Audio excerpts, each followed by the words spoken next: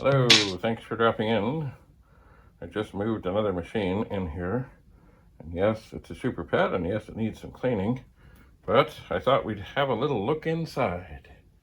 I thought, so just give me a moment to come around, and we'll take a peek.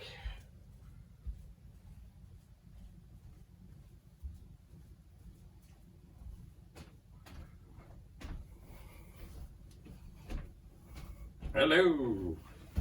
All right, so I have not plugged this machine in. Oh dear. I just realized I might have a little lighting issue here. I need to shuffle things a bit because the cord on this light is kind of short. And it was over the back of the PET. So if I opened it, sorry, SuperPET, it might knock the light down. Lighting is all very important. You want to have it lit, but you don't want to have it a mess. So I put a light up above so it shines down.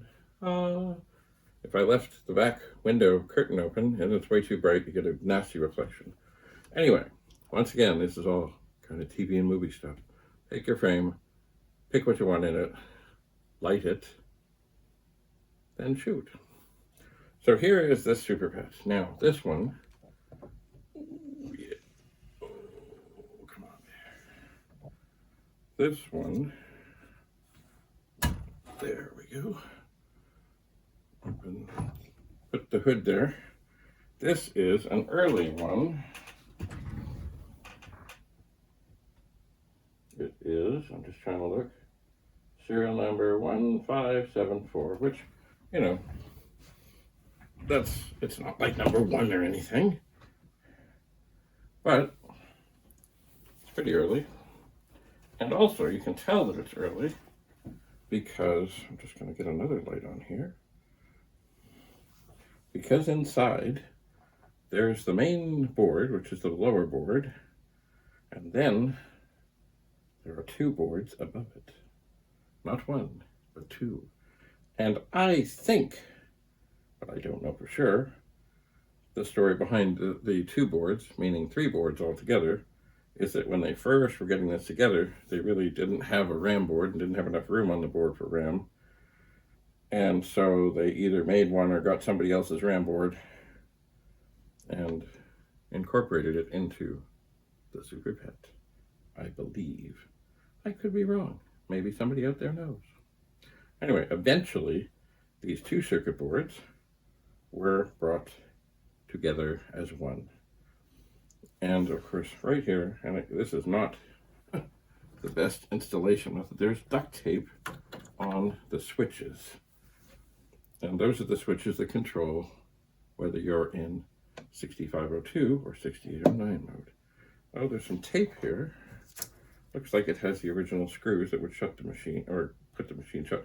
The machine is in need of a good face wash, as my grandmother would say. I believe where it lived most of its life, there was also some woodworking going on. So there's dust and such. But it's all there. For those that do not know the SuperPET very well, it really is two machines in one that could do all these different languages. And the only connection there is between the two separate machines is there's this cable, like an umbilical cord, that runs to the PET board. And it goes in the 6502 socket. The 6502 chip goes upstairs to the middle board, I believe it is. Yes, the middle board on this one, the upper board on the other model. And it sits there. And then the switches on the side let you decide which mode you're going in. So really, any 8032 with this board could be a SuperPET. It may not say SuperPET on the front, but it could be. The other thing, from what I know of all this, the best thing to do if you are going to get a SuperPET, or converts your 8032 is to get one of the SD memory card readers that act like a disk drive. Because somewhere online, all of the languages can be found. Because when you switch over to 6809 mode, it gives you options for languages, but they're not there. They have to load off of disk, and I think it was typically an 8250 disk. And of course, if you don't have an 8250 and you don't have the disks, the machine will look at you and smile and say, hello, I'm ready. But if you do get one of the SD card disk drive emulator things, you can download. Now, keep in mind, I have not done this, but I think I got one, a 1541 thing. I haven't used it yet. I will, but I haven't. But I think what you can do is then download on your laptop, PC, something or other, and then copy it over to the SD card, and then the machine, after you put the SD card into the emulator thing, it will look at it like a disk drive, and it will take care of it. That is what I think. Have I done it? No. Have I meant to do it? Yes. Yes, I have. But I have not. Anyway, so this here is the 19th pet to come into the room here. I'm not sure where I'm going to put it at this moment. I did notice in my last video that I could certainly fill the frame better. And my location could be better. That's why I'm here. Right here. Closer. Closer indeed. But also, yeah, like the pets on this wall, I'm going to turn them a bit so they're kind of filling the frame better. When the final picture is done, I'm sure I'll have some more stuff here, and I'll probably have another table across here with other stuff on it. Maybe, possibly. Anyway, so I'll be sort of surrounded. If you ever seen the December 1984 T-Pug magazine cover, my brother and I are on it, and we were in the old Bradley Brothers bulletin board system room that was at my grandmother's house, and it was as we were figuring out the picture and stuff, and we were there, of course, and the stuff was there. There was an emptiness in front of us. So what we ended up doing was taking the, it was like a TV holder thing that used to be when TVs were kind of square or rectangular, but, you know, not massive. And you could have it off the floor. And there was usually a shelf below. So we put that there and stuck some other things in front of it to fill the frame. If you're into photography, you know. If you're not into photography, take note. These are vital things and can change an average picture into something wonderful. Also, what can change an average picture into something wonderful is changing the angle at which you higher, lower, to the side. Oftentimes, like this, I'm shooting lower than what I did with the other thing. I'm also much closer, along with my friend, the SuperPET. So, anyway, the thing about photography and videography and everything is take a good frame, fill it nicely, light it nicely. Oh, another thing I noticed in my last thing is I have some lights over in the back corner. One of them definitely will not be on, and others certainly will be re-aimed. And the third one was not on. There was another light I had over yonder that was supposed to light up the t-shirts and light up the bricks. I forgot to turn it on. And I forgot to turn it on now too. Anyway, it's all about practice and learning, and also being open to constructive criticism from others. So, anyway, here is a pet.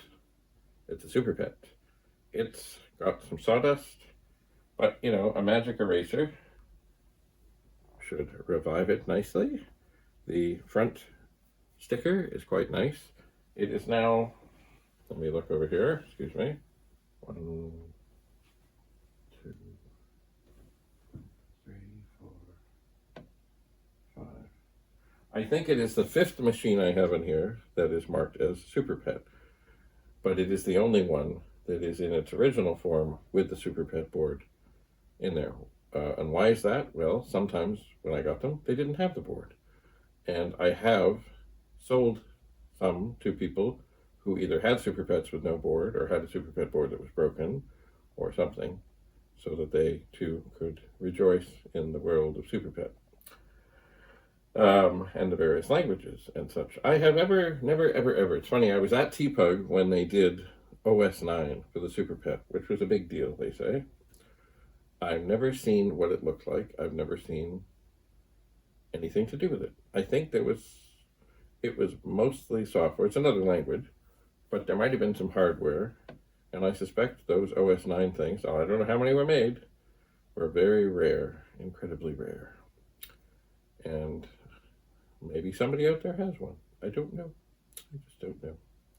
Anyway, here is a 3-board SuperPET that needs some tender, loving care.